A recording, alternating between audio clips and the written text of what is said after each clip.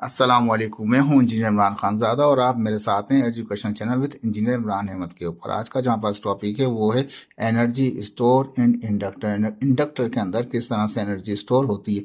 तो इंडक्टर किसे कहते हैं? याद कीजिए, कोई कॉइल होगा, तार होगा, उसको गोल गोल टर्न दे दें हम। ठीक है, अभी फिलहाल इसमें कोई कोर वगैरह रखा हुआ नहीं है, लेकिन सिंपल समझने के लिए दिखा रहे हैं। यहाँ पे आपको एक तार है, उसको गोल गोल टर्न दे दिए हैं। ठीक है, तो ये कहलाएगा इंडक्टर।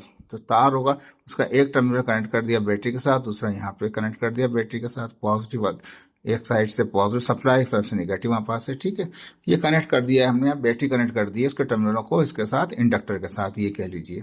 जैसे ही इसके अंदर डीसी करंट गुजरेगा तो क्या होगा, वोल्टेज तो फुल मैक्सिमम अपनी रेटेड पे होगा, लेकिन करंट जो होगा वो आहिस्ता आहिस्ता इसमें से बढ़ना शुरू होगा। आहिस्ता आहिस्ता बढ़ते बढ़ते कहाँ जाएगा, इससे टाइम गुजरता जाएगा, करंट बढ़ते बढ़ते अपना मैक्सिमम वैल्यू तक पहुंच जाएगा। ठीक है, तो ये जैसे जैसे करंट चेंज हो रहा होगा, करंट के चेंज होने की वजह से क्या होगा, इसके अंदर मैग्नेटिक फील्ड जो है वो बन रही होगी। तो मैग्नेटिक फील्ड जब कट करेगी इसी कंडक्टर को, अपने कंडक्टर को, तो इसमें सेल्फ इंड्यूस ईएमएफ जनरेट हो जाएगा। तो ये कहने का मकसद ये है कि जब भी डीसी करंट पास करें किसी कंडक्टर में से, किसी कॉइल में से, तो क्या होता है, इसके अंदर एनर्जी स्टोर हो जाती है इन the form of magnetic field. इस कॉइल की मैग्नेटिक फील्ड के फॉर्म में एनर्जी स्टोर हो जाएगी। तो यहाँ पे यही चीज़ है आज का टॉपिक हमारे पास। इंडक्टर स्टोर करता है एनर्जी को किस फॉर्म में? मैग्नेटिक फील्ड की फॉर्म में। देखें, एक होता है इंडक्टर, एक होता है कैपेसिटर। कैपेसिटर जो है वो भी स्टोर करता है एनर्जी को, लेकिन वो मैग्नेटिक फील्ड में नहीं करता। कैपेसिटर स्टोर करता है इलेक्ट्रिकल फील्ड के अंदर। ठीक है, इन the form of electrical field वो एनर्जी को स्टोर करता है कैपेसिटर। फर्क है, देखो बहुत बड़ा फर्क है कैपेसिटर और इंडक्टर का। कैपेसिटर भी स्टोर एनर्जी करता है, इंडक्टर भी स्टोर एनर्जी करता है, लेकिन जो इंडक्टर है वो मैग्नेटिक फील्ड की फॉर्म में स्टोर करता है, और जो कैपेसिटर होता है आपके पास, याद रख लीजिए, कैपेसिटर क्या करता है, वो इलेक्ट्रिक फॉर्म में करता है। तो यहाँ का जो हमारा टॉपिक है वो हम मैग्नेटिक फील्ड की फॉर्म में एनर्जी हो रही होगी, उसको आज हम पढ़ेंगे। कहता है कब होता है एनर्जी स्टोर होती है, जब डीसी करंट पास करते हैं इस इंडक्टर कॉइल में से। तो energy is remains store in the inductor till the inductor continue carrying the current.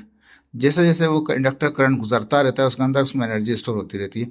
When current in the inductor increase, जैसे जैसे करंट इसमें आता है ना, एकदम से तो पूरा करंट नहीं आ जाता इसके अंदर, आहिस्ता आहिस्ता टाइम गुजरते आता है, करंट बढ़ता रहता है, बढ़ता रहता है, मैक्सिमम वैल्यू तक आता है। फर्स्ट क्या, ये 10 एम्पियर की बैटरी है, तो 10 एम्पियर एकदम से नहीं आ जाएगा मैक्सिमम पे अपने, वो आहिस्ता आहिस्ता 1 एम्पियर 2 एम्पियर इसमें से गुजरेगा, 3 4 5 इस तरह से आहिस्ता। जब तक 10 एम्पियर तक पहुंच रहा होगा तो कंटिन्यूसली क्या हो रहा होगा, उसके अंदर एनर्जी स्टोर हो रही होगी। तो कहता है when the current in the inductor increase then its energy also increase. जैसे जैसे करंट बढ़ता रहेगा इस इंडक्टर में से, ऐसे ही ऐसे क्या होता रहेगा, इसके अंदर एनर्जी स्टोर होती जाएगी। Similarly when current in the inductor decrease, जैसे करंट कम करता जाएंगे, कम होता जाएगा, नतीजा क्या होगा, वो एनर्जी डिक्रीज हो जाएगी। किस तरह से, हमने इसको लिया, कनेक्ट किया, इसको स्विच को कनेक्ट कर दिया और ये एनर्जाइज हो गया।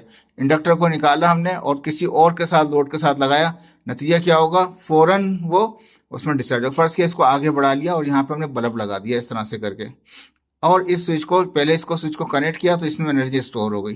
जैसे स्टोर एनर्जी हो गई, स्विच को ऑफ कर दिया, अब ये जो एनर्जी थी ये क्या क्या होगा, ये रिलीज करेगा, किसके, बल्ब को ऑन कर देगा आपके। यानी कि इसको ये कहें कि आगे इस तरह तार जोड़ के एक बल्ब लगा लें, बल्ब को यहाँ कनेक्ट कर दें, पहले इसको एनर्जाइज कराया, एनर्जाइज करने के बाद स्विच को वापस ऑफ कर दिया। जब ऑफ करेंगे तो करंट कम हो जाएगा, कम हो जाएगा तो ये क्या होगा, ये एनर्जी को रिलीज कर देगा, बल्ब ऑन हो जाएगा आपके पास। इंडक्टर को इस तरह से इस्तेमाल लेते हैं इलेक्ट्रिकल टर्म्स के अंदर। तो कहता है जैसे जैसे करंट बढ़ता जाता है ऐसे ऐसे एनर्जी बढ़ती जाती है, जैसे जैसे करंट कम हो रहा होगा ऐसे ऐसे एनर्जी भी कम हो जाएगी। लेकिन ये अभी डीसी सोर्स की बात कर रहे हैं, हम एसी सोर्स की बात नहीं कर रहे हैं। ठीक है, अब यहाँ पे एक चीज दिखाई है मैंने, 2 मिनट रुकें, ये थोड़ा सा हैंग हो रहा है। ये पिक्चर यहाँ दिखाई है आपके पास, टाइम इस तरह से हमारे पास है। करंट इनिशियली क्या होता है, जीरो होता है, शुरू में करंट जीरो होता है, आहिस्ता आहिस्ता आहिस्ता आहिस्ता करंट बढ़ते आता है, बढ़ते आता है। एक लिमिट आती है जब जाके वो पूरा करंट, जैसे कि ये बैटरी फर्स्ट क्या 10 एम्पियर की थी, जब तक 10 एम्पियर नहीं होगा जब तक ये कर्व ही बनता रहेगा। जब 10 एम्पियर पहुंच जाएगा फिर ये स्टीडी हो जाएगा, बिल्कुल सीधा हो जाएगा। इस तरह से इनिशियली क्या वोल्टेज हाई होते हैं इसके अंदर, आहिस्ता वोल्टेज फिर क्या होता है इसके वो डिक्रीज हो जाते हैं, कम होते जाते हैं। ठीक है, तो ये ग्राफ इसको रिलेट कर रहा होता है यहाँ पे। और इस कॉइल में हम जानते हैं, या ऑलरेडी आप पढ़ चुके हैं इस तरह से चीज़ों को। देखिए इसको थोड़ा सा इसको दिखाते हैं आपको।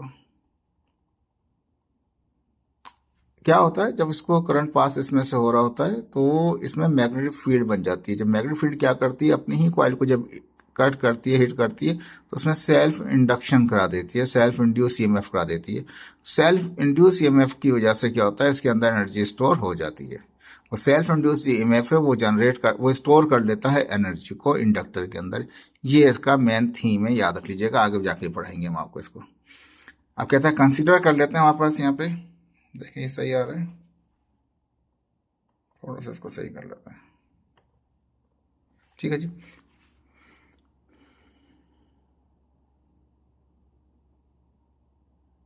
कंसिडर कर लिया हमने number, consider coil of N turn, एक एन टर्न की कॉइल को कंसिडर कर लिया, जैसे यहाँ पे भी दिखा सकते हैं ऊपर, which is connected in series with the battery, battery के साथ कनेक्ट है, और एक की स्विच था, ऊपर स्विच भी नजर आ रहा था आपको।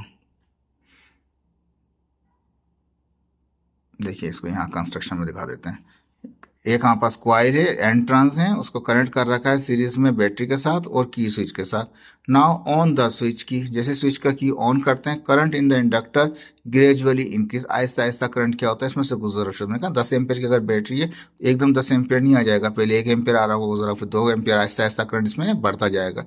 तो कहता है कि जैसे ही स्विच को ऑन किया है, current in the inductor gradually raises या increases until it reach its maximum value IM, जब तक इसका पूरा जो मैक्सिमम करंट है जब तक नहीं पहुंच जाएगा, जब तक आहिस्ता आहिस्ता करंट इसमें बढ़ता रहेगा, IM तक जब तक नहीं पहुंच जाएगा।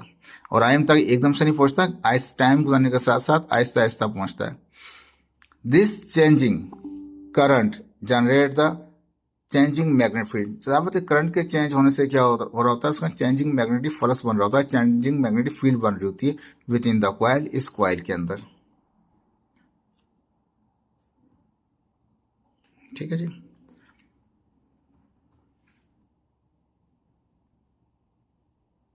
This changing current generate the changing magnetic flux within the coil due to which induce EMF in the conductor। तो क्या होता है, इंड्यूस ईएमएफ पैदा हो जाता है इस कंडक्टर में, consequently induce current is generated in the conductor. जब इंड्यूस ईएमएफ आएगा तो इंड्यूस करंट भी आ जाएगा इसके अंदर, किसके मुताबिक वो लेंस लॉ के मुताबिक। और जो जो आएगा करंट, इसके लिए थोड़ा सा भी यहाँ पर दिखा देता हूँ आपको, ये इसको यहाँ पे भी देख लें इस पिक्चर के जरिए भी। बैटरी को कनेक्ट कर रखा है हमने कॉइल के साथ, एन टर्न्स हैं, जैसे जैसे इसका मैक्सिमम करंट पहुंचेगा ऐसे ऐसे क्या होगा, इसमें मैग्नेटिक फील्ड चेंज होती रहेगी और इसमें इंड्यूस ईएमएफ हो जाएगा, इंड्यूस करंट भी जाएगा जो अपोज करेगा इस करंट को। तो यहाँ पे लिखा है इन द कंडक्टर, जो इंड्यूस करंट होगा वो अपोज करेगा बैटरी के करंट को, जो बैटरी से आने वाला करंट है उसको रोकने की कोशिश करेगा लेंस लॉ के मुताबिक।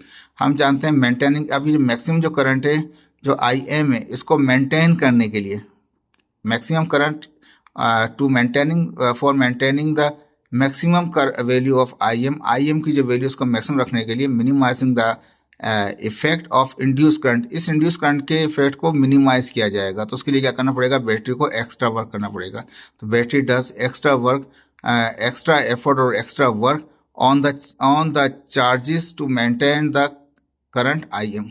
तो बैटरी है चार्जेस के ऊपर एक्स्ट्रा वर्क करेगी कि ये जो करंट इंड्यूस करंट है इसको मिनिमाइज किया जाए। जाहिर बात है मेन करंट तो ये आ रहा है, इंड्यूस करंट किसके साथ आ रहा है, इंड्यूस ईएमएफ की वजह से। इंड्यूस ईएमएफ क्यों आ रहा है कि इंड्यूस फील्ड, इसमें इंडक्शन हो गई थी हमारे पास, ठीक है ना, सेल्फ इंडक्शन हो गई थी। तो ये करंट जो है, ये जो इंड्यूस करंट है, ये इस मेन करंट को रोक रहा है, ठीक है। दोबारा बोल देता हूँ समझाने के लिए, जैसे ही बैटरी कनेक्ट की थी तो इसके अंदर क्या हुआ था, मैग्नेटिक फील्ड बनी थी, उस मैग्नेटिक फील्ड ने जो अपनी ही कॉइल को कट किया तो इंड्यूस ईएमएफ पैदा हो गया, इंड्यूस ईएमएफ की वजह से इंड्यूस करंट आ गया। अब इंड्यूस करंट क्या करता है, जो मेन करंट था इसको रोक रहा होता है। अब हम ये चाहते हैं कि हम इस इंड्यूस करंट को कम करें।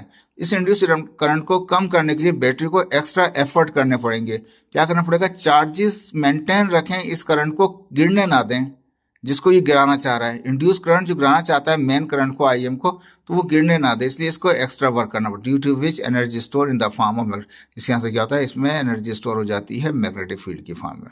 अब एक्स्ट्रा वर्क जो है हमारे पास वो बराबर होता है W होता है पोटेंशियल डिफरेंस, यानी कि voltage, change in voltage, change in charges. Voltage जो है वो चेंज इन चार्जेस का आ रहा है, चेंज इन वोल्टेज तो QV एंड यानी QV कह सकते हैं सिंपल, या VQV या डेल्टा के साथ कहते हैं स्मॉल चेंज के अंदर।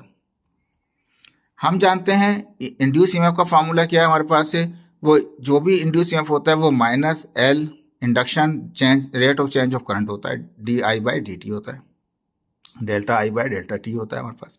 ये जो इंड्यूस ईएमएफ होता है इसको चेंज इन इसको हम चेंज इन वोल्टेज भी कहते हैं और या पोटेंशियल डिफरेंस भी कह सकते हैं। तो कहता है induce EMF is the potential difference in the coil. जो इंड्यूस ईएमएफ है वो एक्चुअली क्या है, वो पोटेंशियल डिफरेंस है उस कॉइल के अंदर। तो डेल्टा वी को हम इस तरह ज़ाहिर कर सकते हैं। अब इक्वेशन 1 जो हमारे पास ये थी, डेल्टा वी की जगह हम यहाँ से डेल्टा वी की वैल्यू पुट कर सकते हैं। हमने क्या किया, डब्ल्यू बराबर था डेल्टा वी, डेल्टा क्यू था, तो डेल्टा वी की जगह इसकी वैल्यू रख दी। माइनस साइन जो था वो अपोज का बता रहा था हमारे को, किस चीज़ का, कि वो अपोज कर रहा है, तो माइनस साइन को निगलेक्ट कर दिया, पूरा L D delta I by delta T कर दिया। डेल्टा क्यू इक्वेशन 1 में क्यू वी था हमारे पास, तो डेल्टा वी डेल्टा क्यू था, तो डेल्टा वी की जगह इसकी वैल्यू पुट कर दी। ठीक है, जो वर्क है वो जाहिर बात है वो एनर्जी की फॉर्म में स्टोर हो रहा है हमारे पास। जो एक्स्ट्रा वर्क कर रहे हैं वो एनर्जी स्टोर कर रहे हैं। एक्स्ट्रा वर्क क्यों कर रहा है, एक्स्ट्रा वर्क इसलिए कर रहे थे ताकि आई एम जो मेन करंट था वो मेंटेन रहे। तो बैटरी क्या कर रही थी, चार्जेस को पुश कर रही थी कि वो मेंटेन रखे। ऐसा वोल्टेज चेंज इन वोल्टेज था, वो चाह रहा था कि आई एम मेंटेन रहे। आई एम को मेंटेन रखने के लिए क्या हुआ हमारे पास, पोटेंशियल डिफरेंस इनटू क्या कहते हैं क्यू वी, या जैसे यहाँ फिर देख लें आप, डेल्टा वी डेल्टा क्यू, ये वर्क कराना पड़ रहा था। ये वर्क की फॉर्म में क्या होगा, एनर्जी स्टोर हो जाएगी। तो इसलिए हमने लिखा एनर्जी बराबर है वर्क के, एनर्जी बराबर वर्क के। ये पूरा डेरिवेशन अभी ऊपर से आपके पास नीचे आ रहा है, लेकिन वर्क को एनर्जी कह दिया। वर्क को एनर्जी इसलिए कहा कि ये वर्क होगा तो एनर्जी स्टोर होगी इन the form of magnetic field. याद रख लीजिए, बहुत इंपॉर्टेंट पॉइंट हमारे पास ये।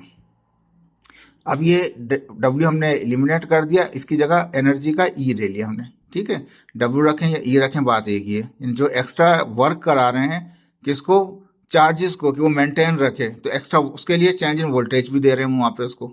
नतीजा क्या हो रहा है कि energy store in the form of magnetic field. याद रखना, इसको बार बार रिपीट कर रहा हूँ मैं इस बात को, ताकि आपको जहन में रह जाए। तो एक्स्ट्रा एफर्ट की वजह से मैग्नेटिक फील्ड की फॉर्म में एनर्जी स्टोर हो रही है, और वो इसलिए हो रही है कि आई एम को, करंट को, मैक्सिमम करंट को मेंटेन रखना चाह रही है बैटरी। ई बराबर किसके, L D I delta Q by delta T. ये साबित है, डेल्टा टी जो टी था, ये जो था, डेल्टा क्यू को नीचे रख दिया। रेट ऑफ चेंज ऑफ जो चार्जेस है वो कहलाता है एवरेज करंट। देखें यहाँ मैंने दिखा रखा है, एवरेज करंट क्या होता है, वो दरमियान का होता है, बिल्कुल बीच का होता है। ठीक है, इनिशियल और फाइनल को प्लस कर लें, डिवाइड बाय 2 कर दें, तो एवरेज निकल आएगा आपके पास। तो ये कहता है यहाँ पे कि एल अपनी जगह पे, डेल्टा आई अपनी जगह पे, डेल्टा टी जो था इसने डिवाइड कर दिया डेल्टा क्यू को। ठीक है, delta Q upon delta T बराबर होता है एवरेज करंट। तो ए आई ए वी कर दिया मैंने। ठीक है जी, अब मैंने यहाँ पे कहा कि एल अपनी जगह पे, ये क्या, चेंज इन करंट है। चेंज इन करंट क्या है, इनिशियल करंट 0 है, फाइनल करंट क्या है, आई है हमारे पास। तो फाइनल में से इनिशियल निकालते हैं, चेंज इन करंट के अंदर I am minus I, I initial हो जाएगा हमारे पास। ये तो मैक्सिमम था, ये इनिशियल था, तो इनिशियल क्या है, वो 0 है हमारे पास।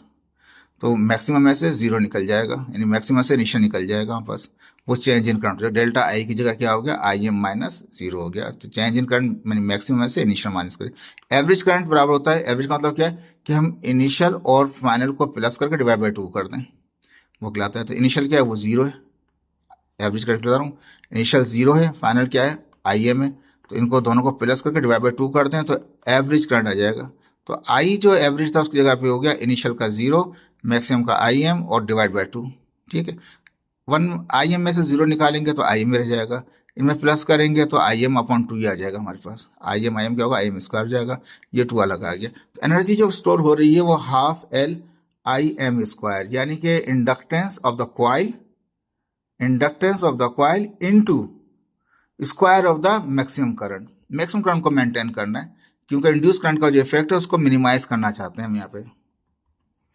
ई जो है वो जानते हैं वो एनर्जी स्टोर होती है इंडक्टर में, उसको ई कहते हैं, जॉउल में नोट किया जाता है एनर्जी को। एल जो है सेल्फ इंडक्टेंस, इसका यूनिट हेनरी हमारे पास है। आई एम क्या, मैक्सिमम करंट है जिसको मेंटेन करने का काम कर रही है बैटरी, इस वजह से एनर्जी स्टोर हो रही है इंडक्टर के अंदर। ठीक है, बार बार बता रहा हूँ ताकि याद रहे आपको, maximum current in the inductor with current, जो करंट है, करंट का यूनिट एम्पेयर हमारे पास है। अभी क्वेश्चन 3 को हम इस तरह से भी डिफाइन कर सकते हैं। एनर्जी स्टोर, ई क्या है, एनर्जी स्टोर है इन द कंडक्टर, किसमें हो रही है, कंडक्टर में या क्वाइल में कह लें, इज डायरेक्टली प्रोपोर्शनल, किसके साथ है, to the square of the current passing through the current through the inductor. Inductor में से गुजरने वाला करंट का square, also inductance of the inductor, inductance of the inductor L भी आ गया। अब ये बात मैंने पहले बताई थी, as the current increases in the inductor store energy increases, similarly current decreases in the inductor, store energy will be decrease. अगर करंट बढ़ता जाएगा डायरेक्ट प्रोपोर्शनल है तो एनर्जी भी स्टोर होती जाएगी, अगर करंट कम होता जाएगा तो एनर्जी भी कम होती जाएगी। इंडक्टेंस बढ़ती जाएगी तो भी एनर्जी बढ़ती जाएगी, इंडक्टेंस कम होती जाएगी तो भी एनर्जी स्टोर कम से कम होता जाएगा। देखें, ये छोटा सा हमारे पास टॉपिक था, इसका होपफुली कि आपको समझ में आया होगा। इसको लाइक कीजिए, शेयर कीजिए। Thank you so much. अल्लाह हाफिज़।